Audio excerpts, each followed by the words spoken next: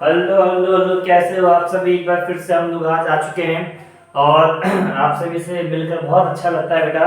और ऐसे ही सब लोग जुड़े रहिए, लगातार वीडियोस देख रहे हैं, बच्चे पढ़ना स्टार्ट कर दिए, नया सेशन आ चुका है। तो बहुत ज़्यादा समय नहीं लूँगा। आज क्लास 10 की बात करते हैं कि लास्ट क्लास में हमने सिलेबस के बारे में बताया था कि क्या क्या चीज़ें सिलेबस में हमारे, क्या मुझे पढ़ना है, क्या आपको पढ़ाना है। वो सारी चीज़ें हम लोग डिस्कस कर ली है। ठीक है, तो एक एक चैप्टर को हम लोग उठाते हैं और लाइन से पढ़ना स्टार्ट करते हैं। तो बात करते हैं लाइट की, यानी यहाँ पे मैं बात कर जा रहा हूँ सीधे चैप्टर से, लाइट से बात करने जा रहा हूँ। लाइट की बात करते हैं। ठीक है बेटा, व्हाट इज लाइट। लाइट होता क्या है, सबसे पहले ये जा रहा हूँ। तो लाइट की अगर डेफिनेशन की बात करूँ तो लाइट का मतलब होता है it is the form of energy which enables us to see the sensation of sight. यानी लाइट क्या है, अगर मैं बात करूं लाइट के बारे में बात करेंगे, it is a form of energy, it is a form of energy which enables us to see the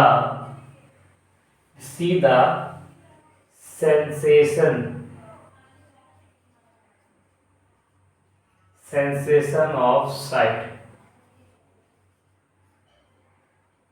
यानी लाइट क्या है बेटा, light is a form of energy. Light एक तरह की एनर्जी है जिसकी मदद से, जिसकी वजह से हम किसी ऑब्जेक्ट को देख पा सकते हैं। यानी इस बात से एक बात निकल के आती है कि अगर हमें किसी ऑब्जेक्ट को देखना है, यदि हमें किसी ऑब्जेक्ट को देखना है तो विदाउट लाइट वो पॉसिबल नहीं हो सकता है। कि अगर आप सोचिए किसी बंद कमरे में हो और वहां कोई लाइट ना जल रही हो, है ना, बिल्कुल अंधेरा हो, और वहां पर कोई वस्तु रखी हुई है, कोई ऑब्जेक्ट रखा हुआ है, तो उससे आप देख नहीं पाएंगे। मतलब लाइट ही वो ऐसा फैक्टर है जिसकी वजह से हमें कोई ऑब्जेक्ट दिखाई पड़ रहा है। और ये बहुत सारी चीज मिल रही, लाइट किसी ऑब्जेक्ट में पड़ती है, वहां से रिफ्लेक्ट होती है, हमारी आंखों में पड़ती है, उसके बाद हमें दिखाई पड़ती है। ये सारी चीजें हमें आगे जानने को और मिलेंगी। ठीक है, तो बात करते हैं लाइट के बाद प्रॉपर्टीज की। तो हम लोग प्रॉपर्टीज के बारे में बात करेंगे, तो सबसे पहले प्रॉपर्टीज की ही बात कर लेते हैं। अगर प्रॉपर्टीज के बारे में सिलेबस में जो है वो तो है ही, उसके साथ ही हम लोग थोड़ा सा और एक्स्ट्रा प्रॉपर्टीज भी जानने की कोशिश करेंगे क्लास 10 के हिसाब से। तो सबसे पहली प्रॉपर्टी मैं बात करूंगा, सबसे पहली प्रॉपर्टी है it always travel in straight line, straight line. यानी बात कहने का मतलब ये है कि लाइट जो है हमेशा एक स्ट्रेट लाइन में चलती है। ठीक है, लाइट भटकती नहीं, इधर जा रही उधर जाए, टकरा के इधर, ऐसा नहीं होता। जैसे एक छोटा एग्जांपल मैं आपको समझाऊं कि चलिए मान लीजिए मेरे हाथ में लेजर लाइट है, और लेजर लाइट जब आप लेते हैं और लेजर लाइट को ऑन करते हैं तो लेजर लाइट से जो निकलता है वो एक सिंपल एक रे निकलती है जो बिल्कुल सीधे जाती है, वो इधर उधर जिगजैग मोशन में नहीं आती है ना। तो वहां से एक बात निकल के आती है कि light should always travel in straight line. Second point पे आते हैं। अच्छा, जब वो ट्रैवल करेगी तो उसके पास कोई ना कोई क्या होगी, स्पीड होगी। तो क्या है, यहां बात करते हैं speed of light. Speed of light is कितनी होती है, सबको मालूम हो, बोलो 3 × 10⁸ मीटर पर second.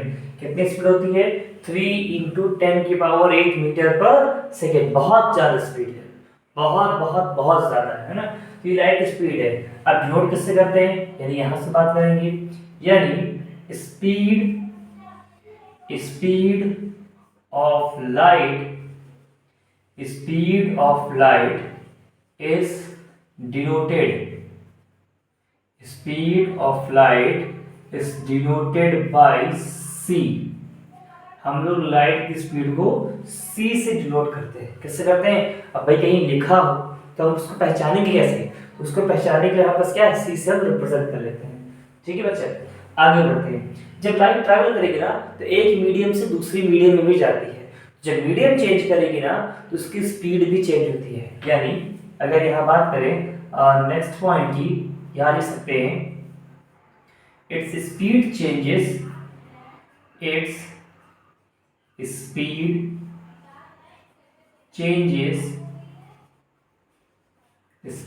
Changes while changing medium,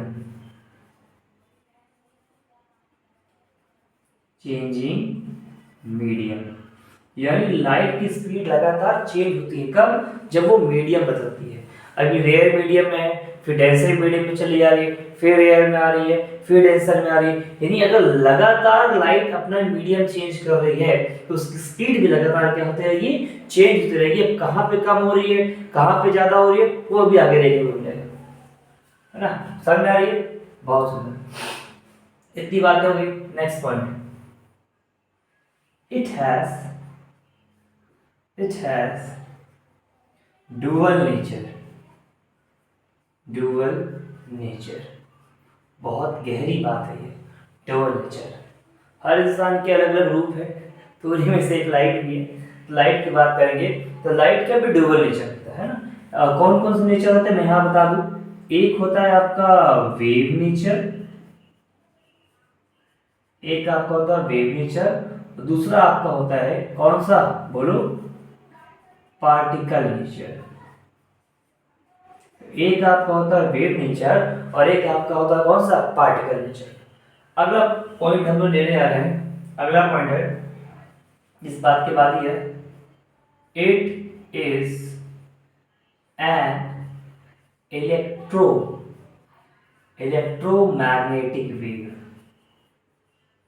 it is an electromagnetic wave.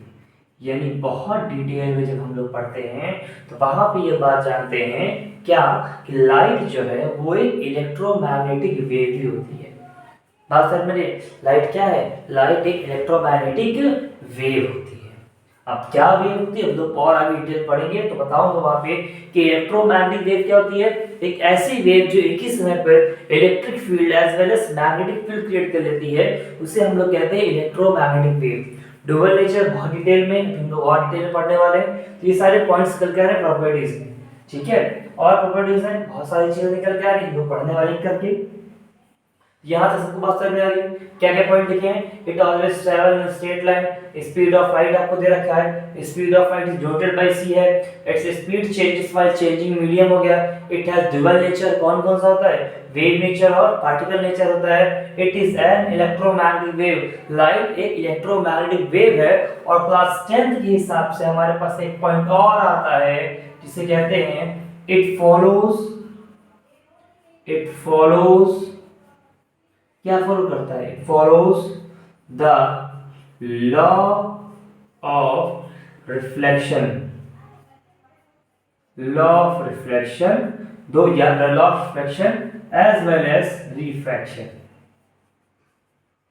दोनों को फॉलो करता है। यानी लॉ ऑफ रिफ्लेक्शन को फॉलो करती है, लॉ ऑफ रिफ्रैक्शन को फॉलो करती है, ये सारी चीजें आती है। एक और पॉइंट है, पॉइंट तो बहुत सारे बेटा हम पढ़ाते रहेंगे, आप पढ़ते रहेंगे, जितना पॉसिबल उतना मैं लिखा रहा हूं, ठीक है। It create shadow, it make shadow.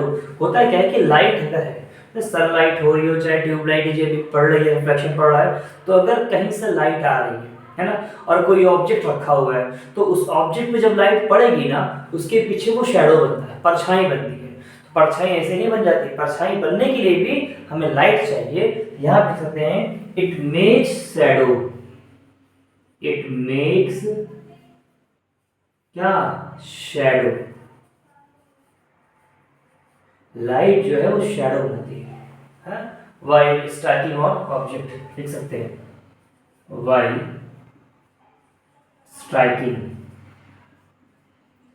Striking on object. Light जो है जब किसी ऑब्जेक्ट पे स्ट्राइक करती है तो उसके अपोजिट डायरेक्शन में शैडो बनाती है। ध्यान दीजिएगा, कहाँ बनाती है? अपोजिट। ऐसा नहीं है कि सनलाइट सामने से मेरे फेस पे पड़े और सामने मेरे शैडो बने, नहीं भैया, सामने से अगर सनलाइट पड़े तो मेरी परछाई कब बनेगी? मेरी परछाई मेरे पीछे बनेगी। यानी सन अगर ईस्ट में है तो उसका जो शैडो है वो कहाँ बनेगा? वेस्ट में बनेगा। तो ये बातें जाननी जरूरी होती है क्लास 10th के लेवल पे, है ना। शेडो बना रहा है, ये सारी चीजें हैं क्लास 10th के लेवल पे प्रॉपर्टीज इतनी ही। बाकी अभी जब हम लोग रे ऑप्टिक्स पढ़ेंगे 12th में आ जाएंगे ना, तो यहाँ पे और सारी और ढेर सारी प्रॉपर्टीज इंक्लूड हो जाती हैं। तो ये तो बातें होगी यहाँ पे लाइट की प्रॉपर्टीज की। अब धीमे धीमे हम लोग आगे बढ़ेंगे, तो बहुत ज्यादा अचानक से हम लोड नहीं डालेंगे यहाँ पे कि आज ही मैं आऊँ और सारा पढ़ा के आज लोड डाल दूंगा, नहीं, अच्छे से पढ़ेंगे, नोट्स लगाएंगे, इसके नोट्स बनाते रहिए, है ना। सारे पॉइंट है अच्छे से रिमेंबर करिए, इसके ऊपर कुछ क्वेश्चंस करेंगे, फिर हम लोग नेक्स्ट क्लास में और अच्छा और मिलेंगे, ठीक है। तो लगातार जुड़िए बेटा। जितने आपके फ्रेंड्स हैं, दोस्त हैं जो अभी पढ़ाई नहीं कर रहे हैं, मौज मस्ती में लगे हैं, तो भैया उनको बोलो कि मैम सर पढ़ाना स्टार्ट कर दिए हैं, और बहुत ज़्यादा नहीं, 8-8 10-10 मिनट का वीडियोस है, आप उसको देखते रहेंगे मजाक में, और मजे में सारा सिलेबस क्या हो जाएगा, कंप्लीट हो जाएगा। बोर्ड्स है तो डेली पढ़िए, बहुत ज़्यादा नहीं, लेकिन हाँ जितना पढ़ा। आज मैंने क्या पढ़ाया, आज मैंने लाइट की डेफिनेशन और प्रॉपर्टीज पढ़ाई। कल हम लोग इमेज के बारे में पढ़ेंगे ना, इमेज क्या होती है, रियल इमेज हो गया, और ना वर्चुअल इमेज हो गया, ऑब्जेक्ट, ल्यूमिनस, नॉन ल्यूमिनस, ये सारी बातें हम लोग नेक्स्ट क्लास में डिस्कस करने वाले हैं, ठीक है। तो लगातार जुड़े रहिए। जय हिंद, जय भारत।